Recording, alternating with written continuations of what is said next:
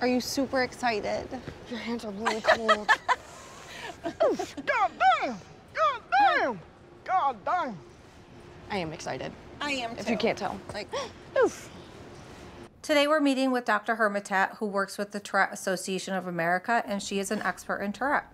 Bejlin wants to move out and be independent, but I won't feel great about that until she has better control over her tics. I have tried several different medications. However, the side effects aren't worth taking. And I'm also doing sebe therapy to work on my vocal tics. You're now retraining your brain to say, I don't have to tic, I can breathe instead. But it's an extremely slow process. So in meeting with Dr. Hermitat, the hope is that she will give us some sort of a solution that we haven't thought of yet.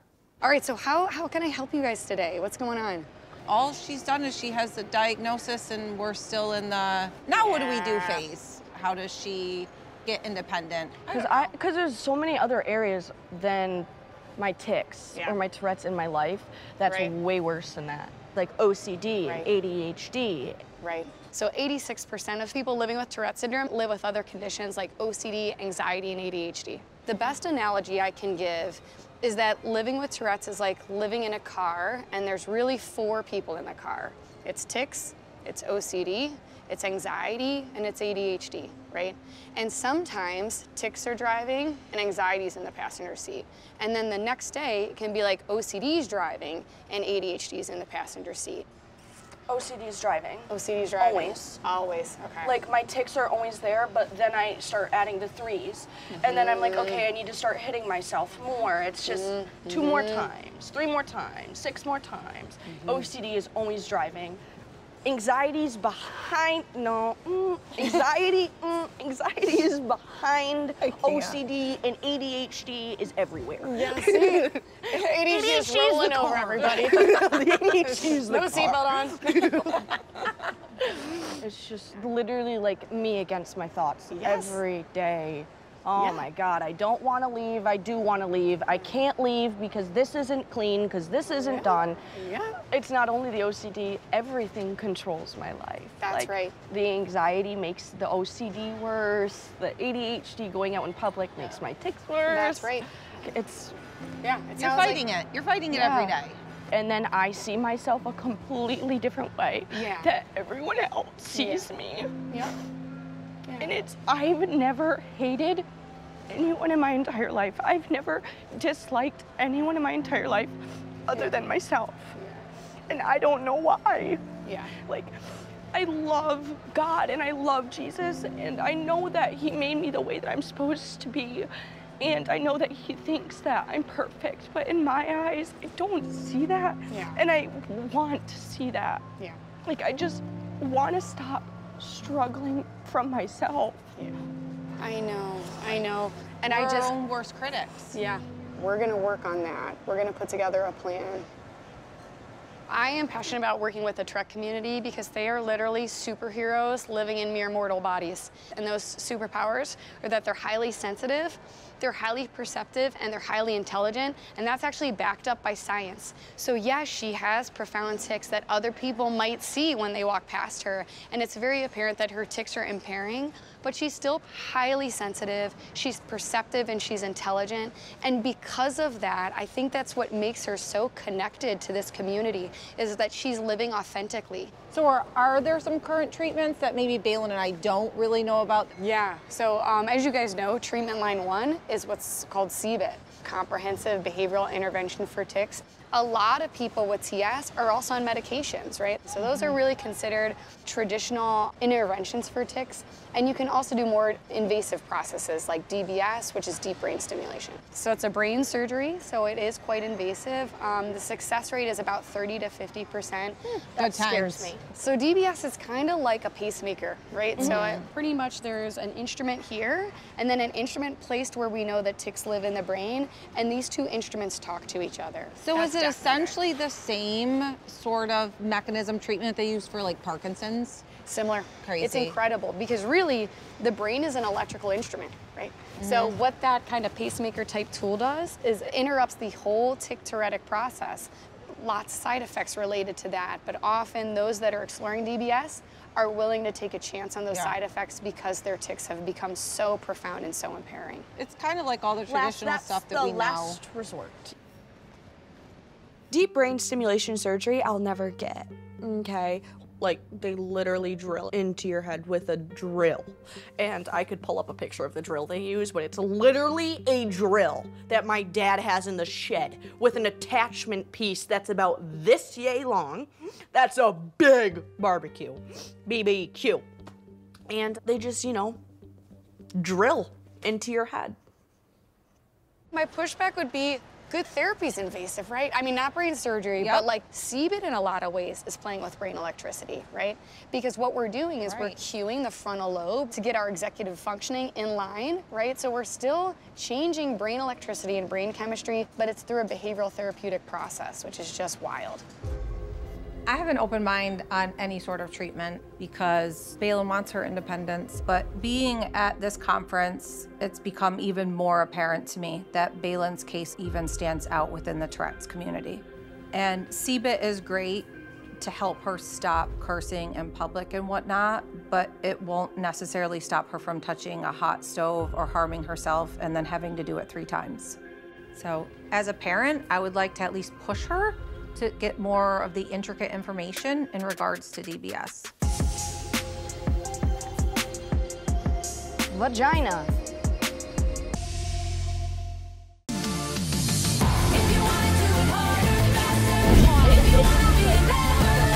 Let's go, Bejlin. Just shoot straight. I have no aim, but we'll go for it. It don't matter.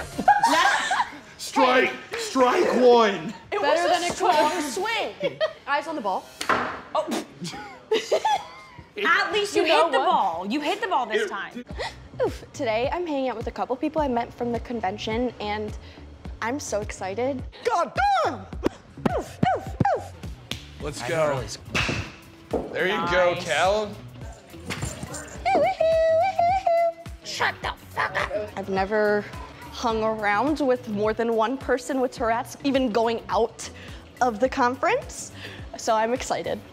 Around the corner, through the boob, out the tube. Around the corner, through the boob, out the tube.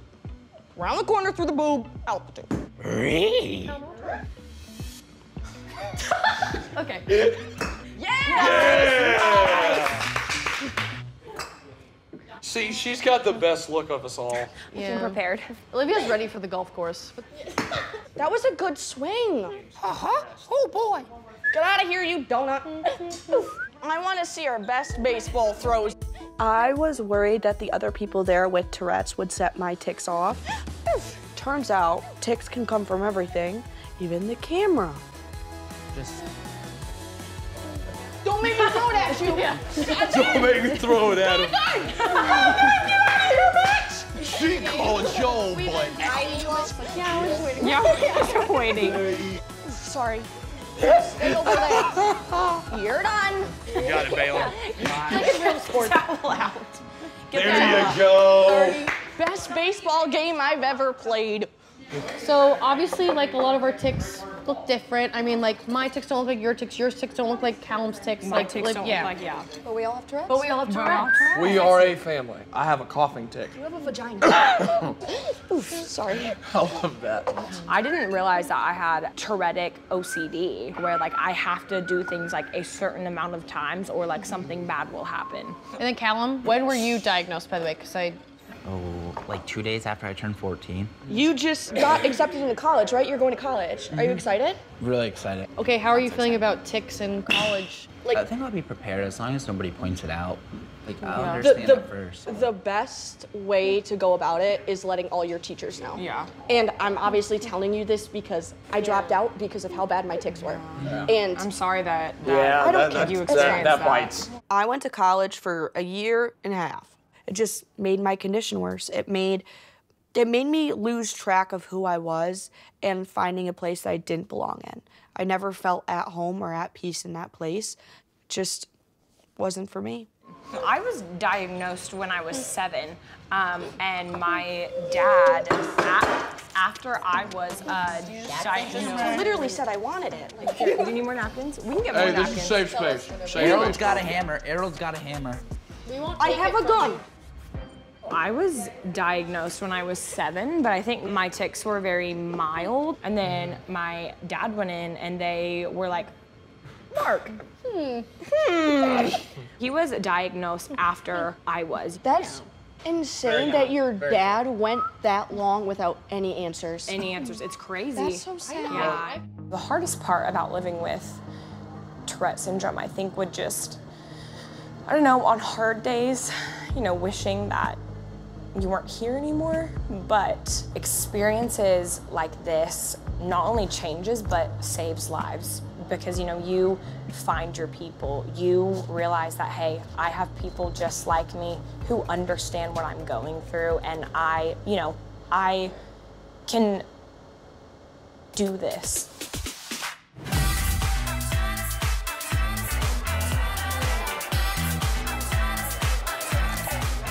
Listen, I think we should all toast to being really good moms. Let's toast to really good moms. Absolutely. I've met some amazing moms here over the last day and a half, and I just wanted to really just connect with them. What was the funniest tic your kid ever had, though? I mean, Bejlin clearly tries to find some level of humor. She does. Yeah, with Callum, because if you don't laugh, you cry. Right? So you have to laugh. Oh, some of the things they said, some of the things Jack says were like, and you don't want him to think you're laughing. When there's some sort of a weird sexual. Oh yeah. Like, where did that come from? Was it deep down in, or are you doing something? I don't know. Right? I know something. Who do I need to talk to about this? How about Callum? He had one tic really early on, where he would say, "I paid $5 for that ferret." And we didn't have a ferret. And I'm pretty sure that's a bargain. Hayden is 11. He wants therapy animals because he loves stuffed animals, right? So he said, sweetheart, right? I want a therapy bird. But my goodness, the bird chirps all day long. Constantly. And Hayden now chirps. All the time. Because he picks up on it. And so that's his therapy. He talks to his bird. That's a wonderful non-medication way to deal with your tics. What other things, like, have your kids had for treatment? What is everyone doing for treatment? We are doing sebe. Callum did it, and if you ask him, he'll tell you sebe was helpful for him. Okay. And in December 2022, he had deep brain stimulation surgery. They drilled holes in his head.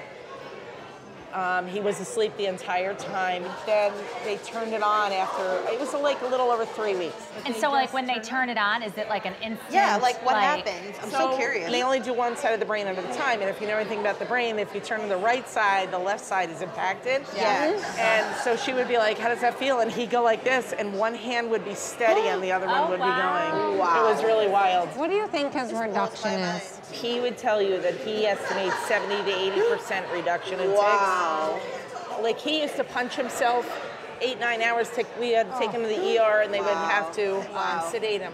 It's super cool to hear how successful Callum's DBS was for him, because I want to take Bejlin down every route possible to see if there's a way for her life to be made easier. But deep brain stimulation is a pretty invasive treatment, and Bejlin is the one that has to sign on the dotted line. She's an adult now, and she's the one that has to figure it out in the end. Speaking of moving on, how do we all feel? Like, I know Bejlin's like wanting to be adulting. She is completely separate, right? Yeah. We're close.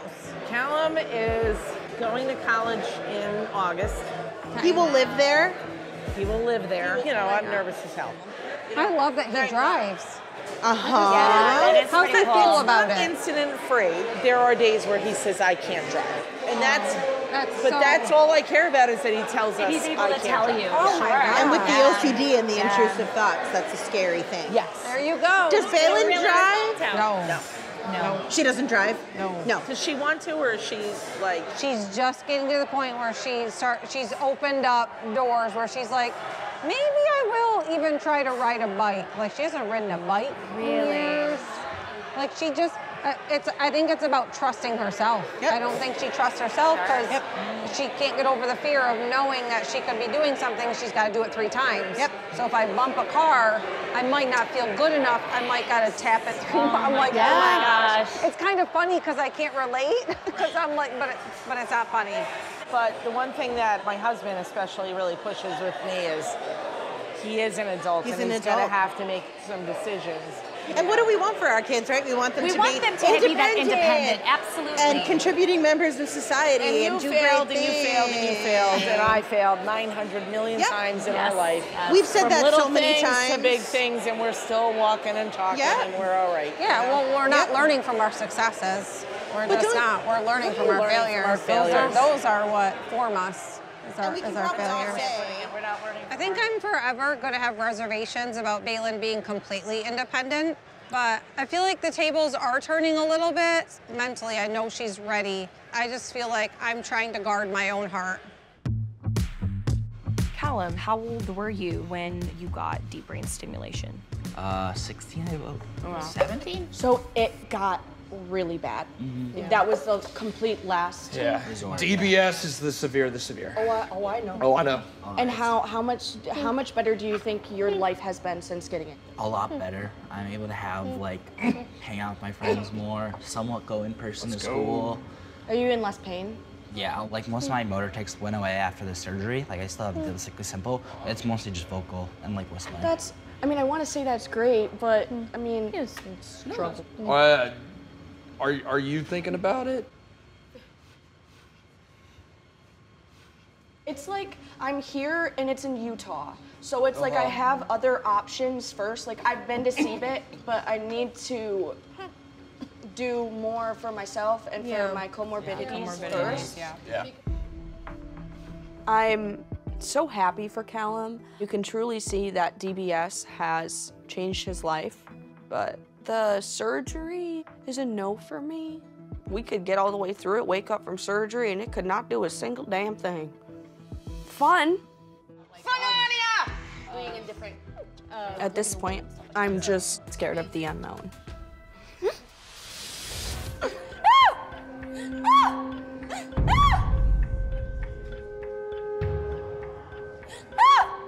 Oh my gosh.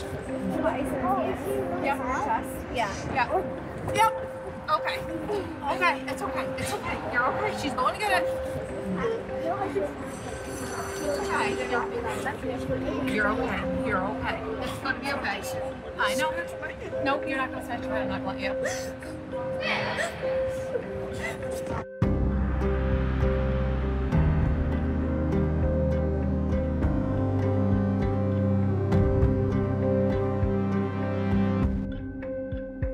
I just really need ice. She just needs ice. Ice? Okay. Really needs ice, like really bad. How can we get ice ASAP to the atrium?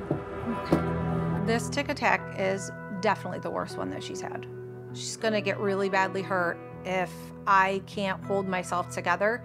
Oh, I'm sorry. No, you're fine, honey. Don't worry about me. I need ice. You are totally fine. ASAP to the atrium. Like ASAP. Yeah, all the hands.